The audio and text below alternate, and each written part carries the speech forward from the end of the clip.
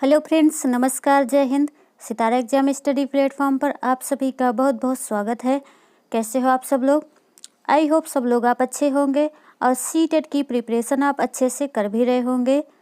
Friends, इस video के अंदर हम सीटेट सीडीपी के 2018 के क्वेश्चंस को शामिल किया है, जो आए हुए क्वेश्चंस थे। तो आप इन क्वेश्चंस को ज़रूर देखिएगा, क्योंकि आए हुए क्वेश्चंस आपकी सीटेट की तैयारी के लिए मोस्ट इम्पॉर्टेंट होते हैं।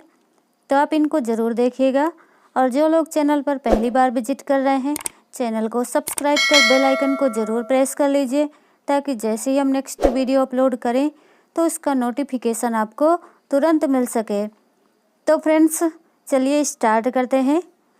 फर्स्ट क्वेश्चन आपकी स्क्रीन पर है।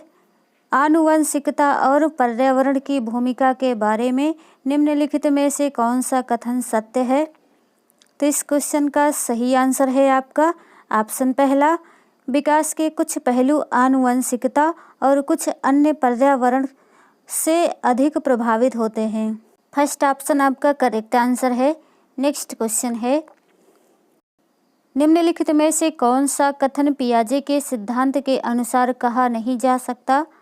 तो इस क्वेश्चन का राइट आंसर है ऑप्शन तीसरा, निरंतर अभ्यास से अधिगम होता है।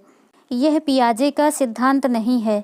बच्चे अपनी दुनिया के बारे में ज्ञान का निर्माण और उपयोग करते हैं। बच्चे अपने पर्यावरण पर क्रिया करते हैं और विकास गुणात्मक चरणों में होता है। ये सभी पियाजे के सिद्धांत हैं। नेक्स्ट क्वेश्चन है, निम्नलिखित में से कौन सी पूर्व संक्रियात्मक विचार की एक सीमा नहीं है? ध्यान केंद्रित करने की प्रवृत्ति, प्रतीकात्मक विचार का विकास, अनुत्क्रमणीयता या अहम मान्यता? तो इसका राइट आंसर है ऑप्शन सेकंड, प्रतीकात्मक विचार का विकास। संज्ञानात्मक विकास की पूर्व संक्रियात्मक अवस्था लगभग 2 वर्ष की अवस्था से प्रारंभ होकर 7 वर्ष की अवस्था तक चलती है। इस अवस्था में संकेतात्मक या प्रतीकात्मक विचारों का विकास तथा भाषा का प्रयोग प्रारंभ होता है। इसलिए प्रतीकात्मक विचारों का विकास पूर्व संक्रियात्मक गुण है, न कि सीमा है। नेक्स्ट क्वेश्चन है, के अलावा निम्नलिखित कारणों से खेल युवा बच्चों के विकास में एक महत्वपूर्ण भूमिका निभाता है। तो इस क्वेश्चन का राइट आंसर है आपका ऑप्शन थर्ड, यह समय बिताने का एक सुखद तरीका है। यह समय बिताने का एक सुखद तरीका है। इसके अलावा जो निम्नलिखित कारण है, उसमें खेल युवा बच्चों के विकास में एक महत्वपूर्ण भूमिका निभाता है। जैसे यह उनकी इंद्रियों को उत्तेजित करता है, वे अपने शरीर पर निपुणता प्राप्त करते हैं, वे नए कौशल हासिल करते हैं और सीखते हैं कि उन्हें कब प्रयोग किया जाए। यह उनके सामाजिक, मानसिक और शारीरिक और नैतिक विकास में योगदान करता है। नेक्स्ट क्वेश्चन है, निम्नलिखित में से कौन सा प्रश्न बच्चों को गंभीर रूप से सोचने के लिए आमंत्रित करता है? तो इसका राइट आंसर है ऑप्शन 4, विभिन्न तरीकों से हम इसे कैसे हल कर सकते हैं। यह प्रश्न बच्चों को गंभीर रूप से सोचने के लिए आमंत्रित करता है। नेक्स्ट क्वेश्चन है, निम्नलिखित में से कौन सा विकल्प प्रगतिशील शिक्षा का सबसे अच्छा वर्णन करता है? तो इस क्वेश्चन का राइट आंसर है ऑप्शन फर्स्ट, करके सीखना, परियोजना विधि, सहयोग से सीखना। प्रगतिशील शिक्षा शिक्षार्थियों की सक्रिय सहभागिता के सिद्धांत पर आधारित होता है तथा यह भी मानता है कि बच्चे अपने ज्ञान का निर्माण स्वयं करते हैं। इसलिए प्रगतिशील शिक्षा करके सीखने, परियोजना विधि, सहयोग से सीखने तथा गतिविधि द्वारा सीखने पर बल देता है।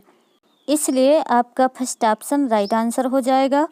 नेक्स्ट क्वेश्चन है, प्रगतिशील शिक्षा के बारे में निम्नलिखित में से कौन सा कथन बताता है शिक्षा स्वयं ही जीवन है?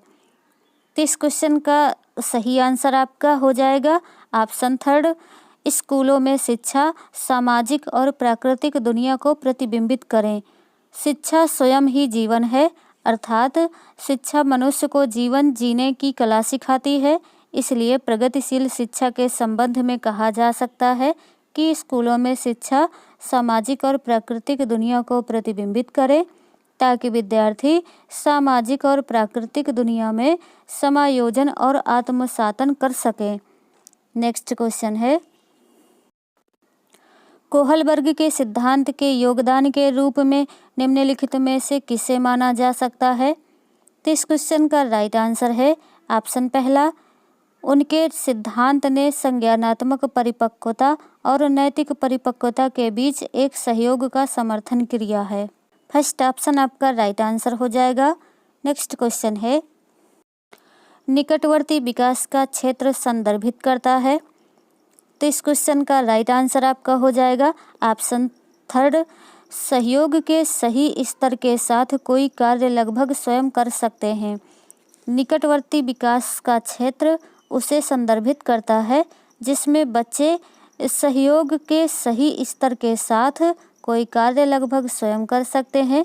दूसरे शब्दों में, बच्चा जो कर रहा है तथा जो करने की क्षमता रखता है उसके बीच के क्षेत्र को निकटवर्ती विकास का क्षेत्र कहा जाता है। नेक्स्ट क्वेश्चन है, एक उभयलिंगी व्यक्तित्व। तो इसका राइट आंसर है ऑप्शन सेकंड, में आमतौर पर माने गए मर्दाना और स्त्री गुणों का समायोजन होता है। एक उभयलिंगी व्यक्तित्व में आमतौर पर माने गए मर्दाना और स्त्री गुणों का समायोजन होता है। नेक्स्ट क्वेश्चन है, बच्चे ... को छोड़कर अन्य सभी के द्वारा लिंग भूमिकाएं ग्रहण करते हैं। सामाजिकरण, संस्कृति, मीडिया या ट्यूशन। तो इसका राइट आंसर हो जाएगा आपका ऑप्शन 4 ट्यूशन। बच्चे ट्यूशन को छोड़कर अन्य सभी के द्वारा लिंग भूमिकाएं ग्रहण करते हैं। यानी बच्चे ट्यूशन को छोड़कर अन्य सभी के द्वारा लिंग भूमिकाएं ग्रहण करते हैं। लिंग भूमिकाएं सामाजिक अंतःक्रिया द्वारा निर्मित होती है जिसमें मीडिया सामाजिकरण, संस्कृति, समुदाय, परिवार और सामाजिक अभिकरण सहायता प्रदान करते हैं। नेक्स्ट क्वेश्चन है, मानकीकृत परीक्षणों को आलोचनाओं में से एक यह है कि। तो इसका राइट आंसर है आपका ऑप्शन पहला, वे मुख्य रूप से मुख्य धारा की संस्कृति का प्रतिनिधित्व करते हैं और इसलिए पक्षपाती हैं। आपका फर्स्ट ऑप्शन आपका राइट आंसर हो जाएगा। नेक्स्ट क्वेश्चन है, एकाधिक बुद्धिमानी का सिद्धांत कहता है कि। तो इस क्वेश्चन का सही आंसर हो जाएगा आपका ऑप्शन सेकंड, बुद्धि कई प्रकार की हो सकती है। एकाधिक बुद्धिमानी का सिद्धांत कहता है कि बुद्धि कई प्रकार की हो सकती है। हार्वर्ड गार्डनर ने कहा है कि बुद्धि का स्वरूप एकांकी न होकर बहुप्रकारीय होता है। उसने कुल 7 तरह की बुद्धि बताते हुए कहा है कि ये सातों बुद्धि परस्पर एक दूसरे से स्वतंत्र होती हैं एवं प्रत्येक के क्रियाशील होने के ढंग अलग अलग होते हैं। नेक्स्ट क्वेश्चन है, शिक्षक सीखने के लिए मूल्यांकन और सीखने के मूल्यांकन दोनों का उपयोग कर सकते हैं। तो इसका राइट आंसर हो जाएगा आपका ऑप्शन पहला, बच्चों की प्रगति और उपलब्धि स्तर को जानने में। शिक्षक सीखने के लिए मूल्यांकन और सीखने के मूल्यांकन दोनों का उपयोग बच्चों की प्रगति और उपलब्धि स्तर को जानने में कर सकते हैं। अर्थात यानी सीखने के लिए मूल्यांकन बच्चों की प्रगति और सीखने का मूल्यांकन उपलब्धि स्तर को दर्शाता है। सीखने के लिए मूल्यांकन का प्रयोग नवीन ज्ञान देने से पहले किया जाता है, जबकि सीखने के मूल्यांकन का प्रयोग शिक्षण के बाद किया जाता है। नेक्स्ट क्वेश्चन है,